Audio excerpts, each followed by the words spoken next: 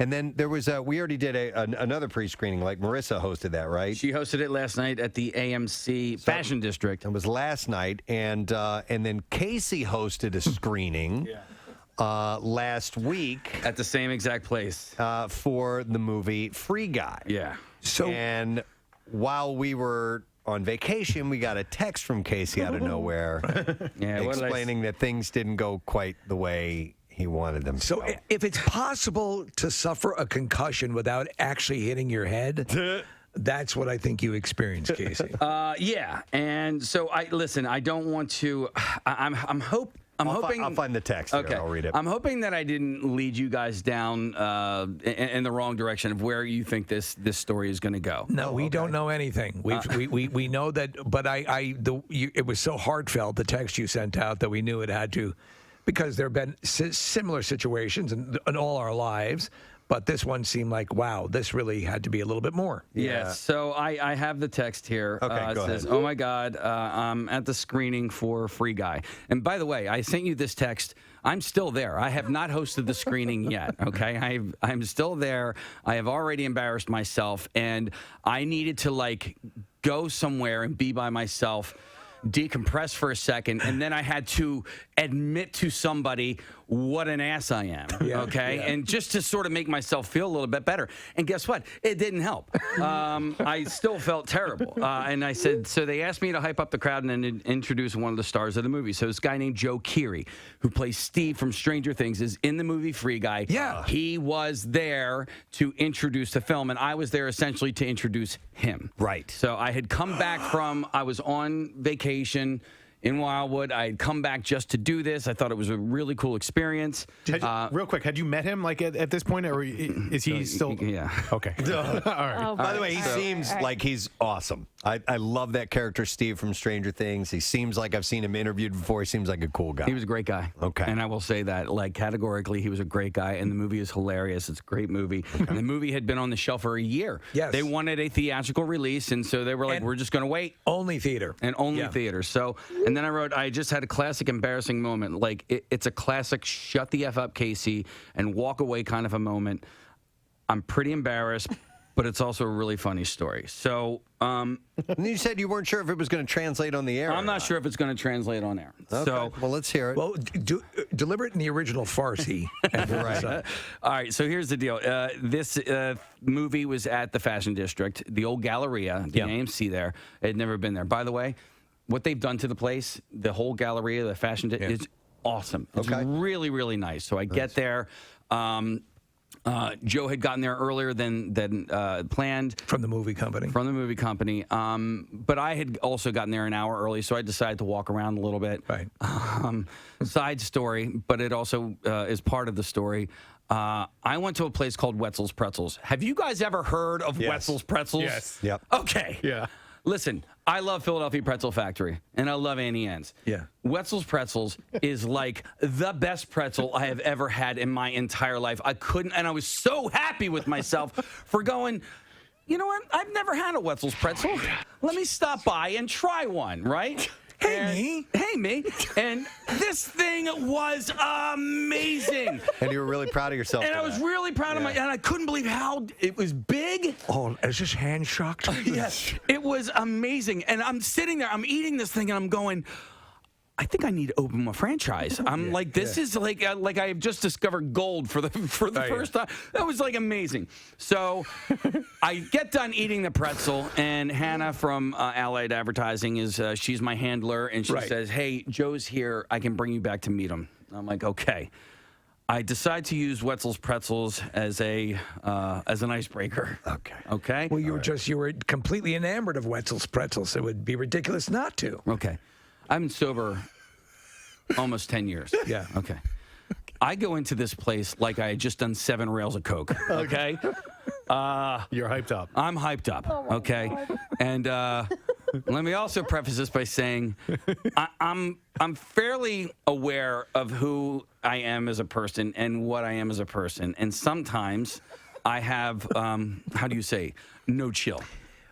You have moments. Yes. No, I have these moments. But listen, that's a valid criticism of yourself. Right. But as we've told you throughout the years, to put a tap on that would be throwing out the baby with the bathwater, because that same energy delivers so much greatness to what we do On the radio. on the radio. In person. On the Sometimes radio. you With a have to stranger Yes. might be different. So Yes. Like someone who's celebrity. never met you, Right. who's in a new town promoting a movie. And there are 3 people in this room that have never met me. And so, as the great Ted Lasso once said, know thyself, rest in peace, Socrates. I did not realize as I was going off the rails what was going on here. So I'm brought into this room. I go off on Wetzel's Pretzels. As it turns out, all 3 people in the room have heard of Wetzel's Pretzels before. Oh, good. And yes. So it was relatable. It was relatable, and we had this in common. You picked the perfect icebreaker. All right, so I meet Joe. Joe's a great guy, and then I meet 2 of his handlers. One of them, the female, was from Disney, right? Yeah. So she was his handler from the movie company. Hannah, who had brought me in and introduced me, has now left this room. We're in like this office, and I just go off the rails. That's all. Like, I was just being nice. I was being a nice guy, and I just didn't shut up for like 5 minutes straight. And But that's sometimes your Caseyism. Like, you don't know when to end it. Yeah. Is that what it was? well, so I had 2 or 3 different times talked myself into a corner. Well, let me jump in here also. Throughout the years, and it used to be the thing where I had asked, if you realized this story was not going anywhere, and then an asteroid hit the Earth. Yes. I asked you to say, and then an asteroid hit the Earth, and we all died. Right. So there were a couple of, and listen, this is Steve from Stranger Things, and and prior to this, I thought maybe I was going to have to do a Q&A with him, so I did a little bit of research about him, and so I knew a little bit more about this gentleman. And as it turns out, I wasn't doing a Q&A. I was just introducing him, and that's fine. Yeah. So. Hannah's not there. I know, like, I have to leave. I have to get out of here. Like, I am, I'm in a pretzel loop. I have overstayed my welcome. I have moved on from pretzels. I don't even know what I don't know what the bridge from pretzels to Van Wilder was. But now I'm at Van Wilder, and because Ryan Reynolds is in Van Wilder. Sure. All right. Sure. So, and I'm relaying the story. Another icebreaker. I had a really great interaction and encounter with Ryan Reynolds at the Van Wilder screening and press junket in Panama City, and I'm relaying this story, and then I just hear a knock at the door. And I'm like, okay, let me answer the door. It's Hannah from Allied Advertising. So I open the door, and she goes, hey, there's some people out here who want to have their picture taken with you. And I go, oh, okay, And I start walking out the door. I get halfway out the door, and I go... You weren't talking to me, were you? Wait, no. Oh, no. No. what? She was talking to me. Okay, all right. All right. But I kind of made a joke like, oh, Joe, no, they want some pictures. And she goes, no, they want pictures with you, with me. I'm like, oh, okay. And I walk halfway out the door, and it dawns on me that there's nobody out there to take pictures with me. Oh my God. The girl from Disney Oh, God, said- essentially texted Hannah like, dude, get him get outta this here." guy the F out of here. Oh no. Oh no. Right? And it dawns on me, and I step out the door. Oh God. And then I turn back. I go, wait a second. Oh God. I go, did you send her a text message to tell her to come and get me? Oh, no. See. Oh, no. She did. She I flat know, out did. I go, you did. I go, it's fine. I go, I get it. I go, I'm so sorry, man. Listen, sometimes I have no chill or whatever. But I go, I know you totally did that, right? And then I shut the door and I walk away with Hannah and I go, did she send the text message? She goes, yeah, she did. I was like, oh my God. And listen, I don't care that I called her out on it. I don't. No. Like, that's If you're going to do it, you got to own it. yeah. I'm like, and you did. I don't know what the text to Hannah said. I don't know if it was like, hey, Get this guy can you outta get this here. guy? I don't know if she was nice Please about get him it. to talk about pretzels again. Oh my God! But so I mean, we're closer with Hannah than them. You should really ask what I want to know what the text said. I would, you know what? I will ask her, but she confirmed that no, there was nobody out there to take pictures with me. So now I'm standing outside of this room, and there's a step and repeat background. Nobody's there to take their picture with me, and now I'm like, oh my gosh, like. Now you're thinking. I was a child at this point, like I was so embarrassed, and I was like so inside my own head, and I was like, this is like This is terrible. I am so embarrassed. I almost felt like crying. And then, because like I was depressed, I was like I legit got depressed at who I am as a person. Like, you know, like, and then I was like a little bit mad. I'm like, but I was being nice. You know what I mean? Like I'm a nice person, but like, God, Case, you're a 46-year-old man. You should freaking know. You have met a celebrity before. Like, stop being such an a-hole. You were just excited over pretzels. I was excited over that. Was the problem. You were excited over great pretzels, and I still want to open a franchise, and it's not that expensive to open a franchise. My wife said, "No, I'm not allowed to open a Wetzel's Pretzels franchise." And I was trying to think of like, where could I open a Wetzel's Pretzels franchise? Where could I? I thought this would have been you going, I need to go back and apologize right now, and then go back in there and then they're with this guy again. Yeah. We can't get rid of him here. What was the converse? Like, what was the? There was no conversation, right? Was it just you talking and not ending? Right. All right. So, no, I try to get people involved in said conversation. So the questions were asked, I think, I'm pretty sure. Do you recall a real exchange, like a conversation, or did you ask them to write down their questions and submit them to you? I don't know. So was there any point at which... I don't know. I'll tell you what, there were questions asked, and you didn't breathe to let them answer. I had another moment over the weekend, too. Where Well, wait. Before you go to that, to this point, did you encounter them again? Did you get a chance to apologize to him, our buddy from Stranger? I talked to the guy. Yeah. All right, so I never talked to the girl again from Disney. I talked to the guy. So I had gone into the theater after I had walked away and hung my head in shame for 10 to 15 minutes and texted you guys to try and make myself feel a little bit better. I was then asked to go into the theater to let people, because they collect your phones a lot of times before. So they had just gotten approval to let everybody have their phones back, and then I announced a surprise to hey, by the way, we have one of the stars here, so if you want to take a picture while he's in the theater, you can go get your cameras now. So I did that, and then I brought Joe on to the stage, and while Joe was addressing the crowd, I talked to the gentleman. I go, yo, man, I'm so sorry. I go, listen, sometimes I have no chill. And he was so cool. He goes, dude, he's like, you were fine. He's like, he's like, I want to hear the rest of the story. I'm like, this guy, you're Was lying. Was he texting while he said that?